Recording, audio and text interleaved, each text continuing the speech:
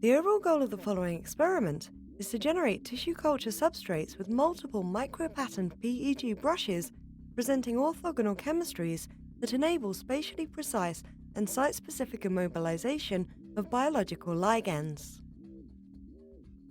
This is achieved by deposition arrays of alkane thiol ATRP initiator via robotic microcontact printing on gold-coated substrates.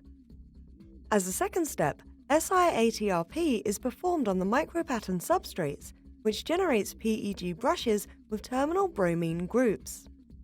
Next, the terminal bromine groups are functionalized with one or two chemical reactive groups in order to allow for immobilization of appropriately prepared biological ligands. Then the entire process is repeated to functionalize with a second chemical group.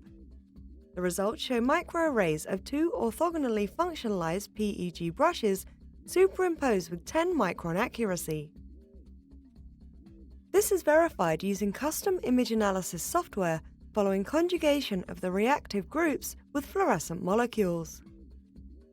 The main advantage of this technique over methods like manual microcontact printing is that robotic microcontact printing is capable of superimposing multiple printing steps with micron accuracy, while also enabling maximum flexibility in substrate design.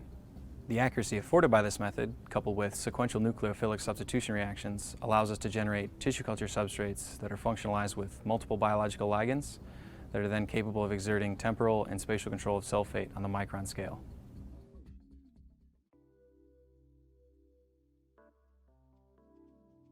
Prior to Si-ATRP, a gold-coated cover slide should have been patterned by a PDMS stamp.